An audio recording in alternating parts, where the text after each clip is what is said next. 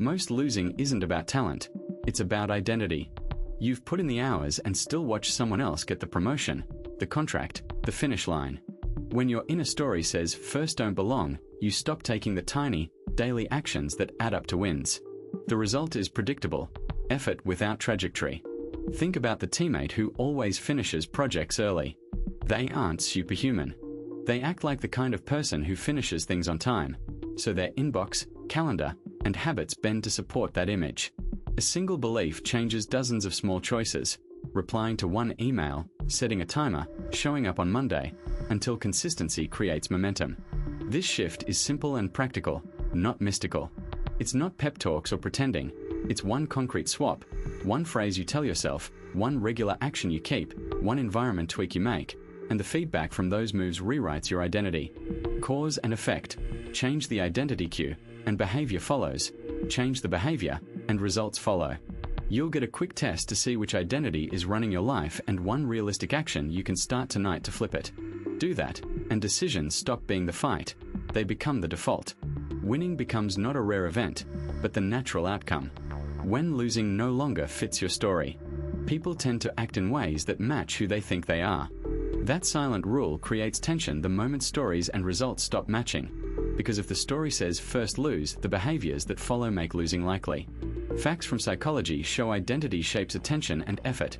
So when the internal story shifts, attention shifts too. Small, visible choices change first, and outcomes follow. A runner who kept dropping out of races didn't turn the tide by reading motivation posts. Instead, they stopped calling themselves an inconsistent runner and began calling themselves a finisher. The label changed the plan. Steady weekly long runs, pacing practice, and learning fueling strategies meant the body adapted and the DNF pattern faded. Training partners were chosen for reliability rather than personality, and that social pressure kept workouts honest. The result came from concrete shifts, different runs, different prep, different company, not from a pep talk. A salesperson who lived on excuses for lost deals changed language at the deal table and everything shifted. Saying first am someone who follows through led to a new rhythm. Clearer discovery questions, calendar-blocked follow-ups, and agreed next steps written into every call. Proposals no longer went out as drafts. They arrived vetted and timed. That narrative made it easier to standardize processes, and the messy, reactive cycles that created losses were replaced by predictable actions. A product team that accepted messy launches as normal began to reframe their identity as reliable deliverers. They started running lightweight premortems, using checklists, and involving customer support voices earlier. Those rituals didn't feel flashy, but they removed common failure points, hidden assumptions and late design changes, and reduced the frequency of emergency patches. Social dynamics changed too. People who tolerated chaos drifted away, and people who valued delivery stuck around. There's also a simple causal engine under all of this. Identity pulls attention, attention shapes choices, choices stack into habits. When the story can no longer accommodate losing, tolerance for excuses drops and systems that enabled failure get replaced. Daily signals, the words used in meetings, the partners invited into projects, the routines protected on calendars, become the real proof that the story has changed. Mapping the new identity, habits and evidence. Most people run a list of actions and call it a plan, but the mind treats identity differently. It looks for patterns and proof. When someone writes for a few scattered mornings, the brain files those sessions as tasks and not as evidence that they are a writer. That gap between behavior and identity is why what feels like progress can still leave you unchanged. Mapping a new identity means linking specific cues, small rituals, and visible artifacts to the self-image you want. For example, a runner who wants to become the kind of person who runs doesn't just set alarms. They leave their shoes and gear where they can't miss them. They pick a regular route that becomes familiar, and they collect tangible signs of practice like training photos or a playlist of runs. Those physical markers create a chain of cause and effect. The cue prompts the action produces evidence, and repeated evidence reshapes self-perception. Small overlaps between existing routines and new habits make change stick more reliably than dramatic overhauls. A person who wants to eat more home-cooked meals might start by keeping chopped vegetables at eye level in the fridge and a jar of herbs on the counter. So the easiest choice is the preferred one. As those visible choices accumulate, the clear containers, the recipe cards tacked to the fridge, the neatly packed lunch, they become persuasive proof that the identity is real, not just aspirational. Social signals and public records act as powerful evidence. because identity is partly a social story.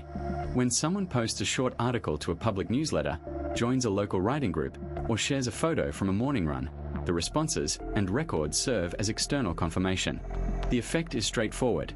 Social acknowledgement reduces internal doubt, and a trail of shared milestones makes the identity harder to abandon. Patterns and countersigns reveal whether the mapping is honest or performative. A person claiming to be a reader but with a collection of sealed books and an ever-growing to-read list has a mismatch between claim and evidence. When reflection highlights those gaps, people often change the environment. A reading lamp on a visible end table, a filled page in a notebook, or a public book review, and the new, consistent evidence shifts the internal narrative. The trick isn't to chase impressive metrics. It's to assemble everyday proof that aligns with the identity you want to inhabit. Obstacles as feedback, not fate. Most teams freeze when a launch flops. They read the metrics, feel like the market decided their fate, and miss that the real story is inside the logs, the NPS comments, and the short session recordings showing where people dropped off. Bugs, churn, and cold calls are all forms of sensory input for a system. When product teams run A/B tests and analyze heat maps, what first looks like rejection becomes a set of hypotheses to check, and every failed variation points directly to what to change next. A sales rep who logged every lost deal didn't feel defeated. Over time, patterns showed up: similar objections about pricing, demos that didn't address a critical use case, leads from one channel needing different proof, and reframing those patterns into a revised pitch and collateral actually improved close rates. Engineering groups that adopted blameless postmortems saw outages convert into process improvements. Instead of treating downtime as a sentence, they treated it as data. Error budgets, observability dashboards, and runbooks exposed repeatable causes, and those causes fed a prioritized backlog of fixes and experiments that reduced repeat incidents. Athletes and coaches do this too. A runner hitting a plateau isn't punished by fate. Gait analysis, cadence tracking, and targeted intervals reveal imbalances, and small adjustments produce measurable gains, turning what felt like a limit into an entry point for the next improvement. When obstacles are treated as feedback, momentum becomes predictable. Each setback narrows possibilities and supplies concrete variables to change, and teams that listen to those signals learn faster, iterate smarter, and make winning much more of an outcome of deliberate learning than of luck. Relationships and mirrors. Who reflects the new you? People often keep treating you like your old self, even after you start acting like someone new. That happens because the people around you have expectations and habits tied to your previous role. If you take a promotion and your friends still expect the same late-night jokes and weekend plans, you'll feel pulled back into old patterns.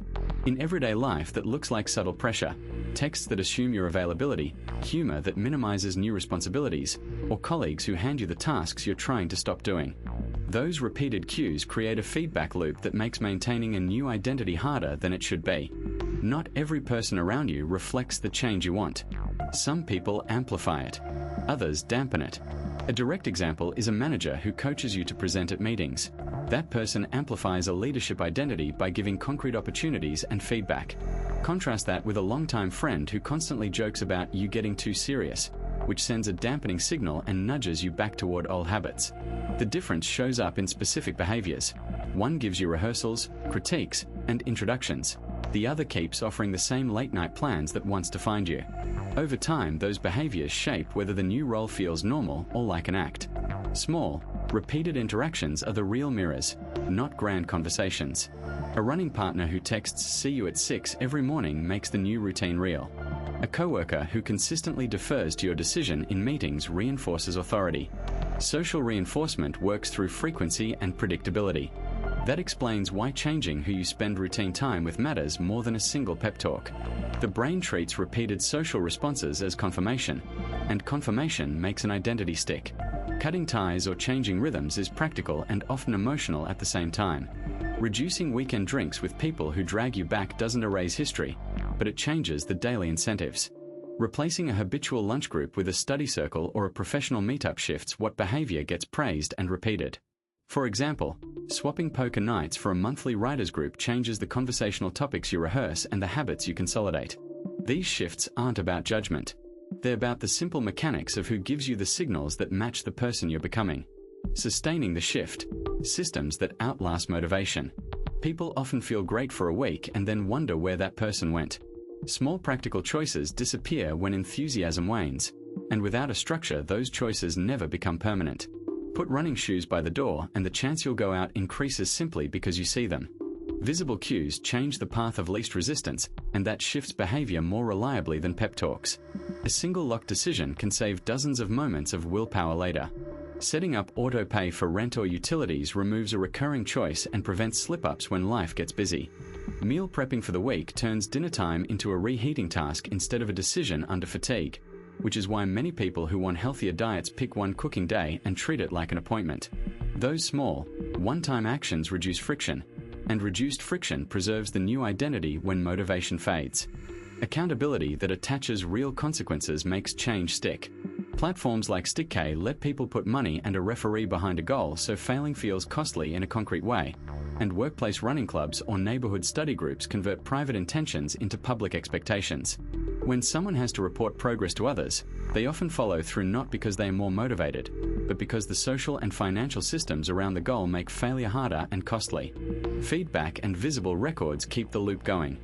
Habit trackers, simple checklists on a fridge, or a calendar with recurring blocks show accumulative evidence that the new identity is real, and that evidence motivates further action without relying on feeling inspired.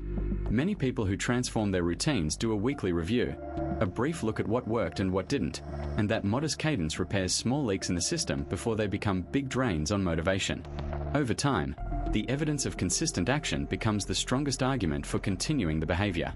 You look at the scoreboard and feel the gap between effort and outcome. The idea first kept coming back to is this: winning becomes inevitable when your identity changes first, when you stop doing things to prove something and start living in a way that proves who you are. That shift aligns tiny habits, the cues in your environment, and the stories you tell, so a runner shows up because they call themselves a runner, a manager changes meetings because they see themselves as a builder, and those small, repeated moves stack into real results. That alignment explains why momentum feels automatic. Because identity narrows what you notice and makes some choices easier, the right small acts produce disproportionate outcomes. Maybe you've tried new tactics and watched them fizzle out. It's rarely about willpower. It's about missing tiny proofs that let the brain accept a new self-image.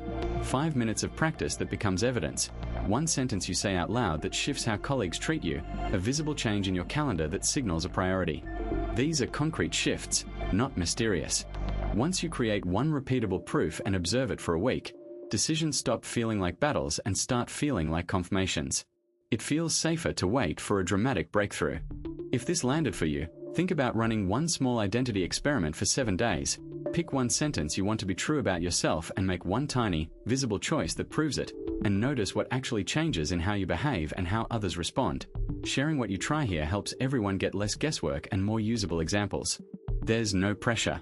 If you want more real examples and simple templates, the description has links and a quiet group where people post weekly experiments, which helps me make more of these close-up follow-ups.